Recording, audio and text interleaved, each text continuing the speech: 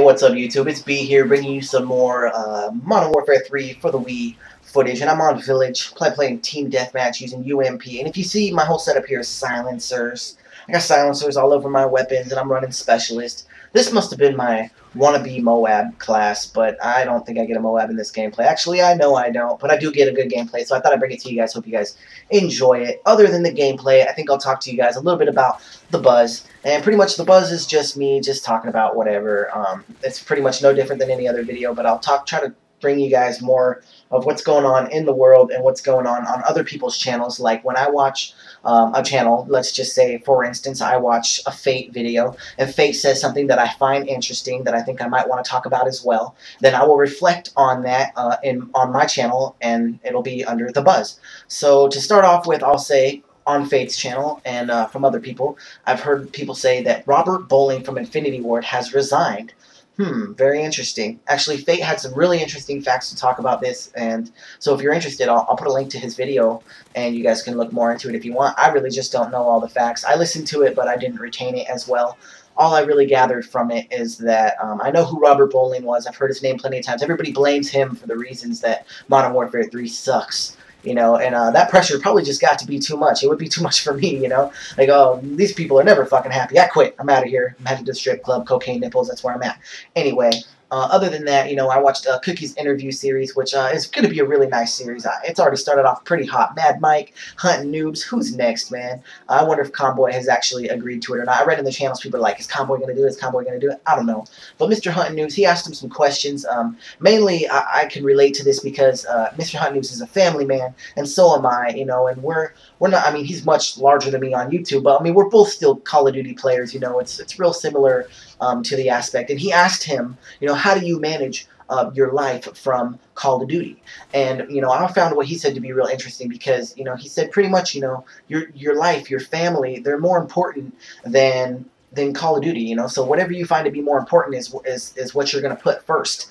And for me, you know, it's like, I don't think that Call of Duty is more important than my family, but for some reason, I still find myself just playing Call of Duty, and, you know, when I could be spending more time with my kids or whatever, you know, and not to say that I don't spend time with my kids. I spend plenty of time with my son, you know. We do awesome stuff. You know, my son's 6 years old, and, you know, we play soccer together. We, you know, he's into, like, those, he calls it Yu-Gi-Oh cards, but they're kind of like Pokemon cards to me. Same shit, same difference to me, but, you know, he plays Yu-Gi-Oh, so I try to get him to understand the aspect, and to teach a 6-year-old, you know, strategy, like numbers, and like those cards are. It's really, it's not easy, man, but my son's awesome. He's really smart, and he understands. So he plays Yu-Gi-Oh cards, and I try to play with him sometimes. But I'm a cheater. Don't tell him, but I'm a cheater. And anyway, with my daughter and stuff, you know, it's real fun with her, teaching her how to, you know, get up there on her bike. She's going to be four years old next month. So, you know, getting up there, trying to teach her how to ride her bike, even with training wheels, just get her psyched up about doing it, playing Play-Doh with her. And then the kids in general, just like, you know, cooking them meals and letting them help.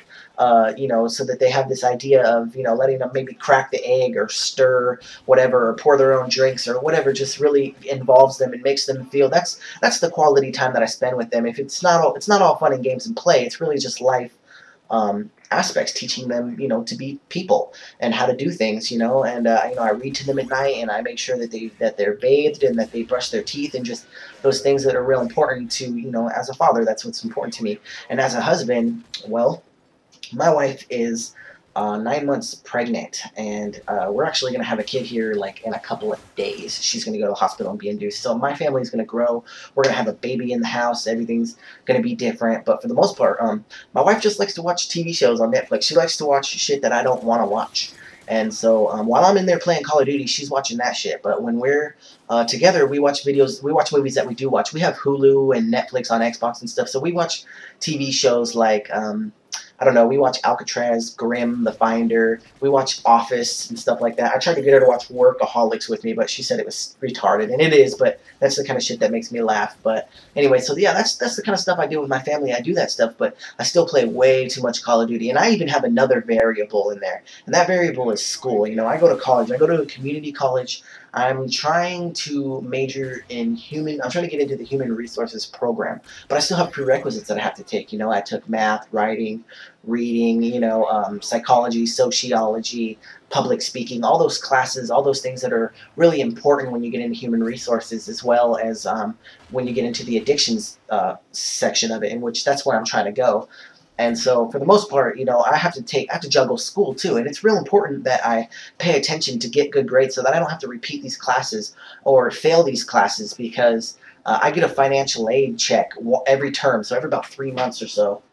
I get this check of a couple $1,000s to help me pay for my classes, my books, any expenses that I have throughout the 3 years, and throughout the 3 months. Sorry, and my wife also is a student, and she gets this financial aid as well. So neither of us really have to work, because we get about $8,000 every 3 months. That some of them are grants and some of them are loans. So some of them we have to pay back, some of it we don't.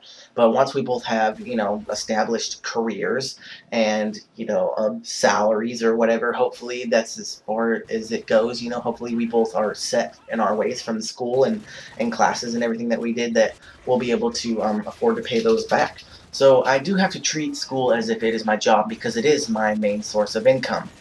And so why I would not do my homework so that I can play Call of Duty would just be retarded. Now, sometimes I half-ass my homework, and some instructors will accept that you've half-assed your homework, and they'll give you a decent grade just to the fact that you went ahead and did it. And some instructors are kind of hard asses, and they expect real quality work of you. So some classes are really a breeze and an easy, like easy A or an easy walkthrough to get through, and other ones are pretty difficult. But this has come to an end, so I'm going to head back to the Hive. 25-5, it was a good game. Shout out to anybody who was in it with me. You guys stay influenced. Peace.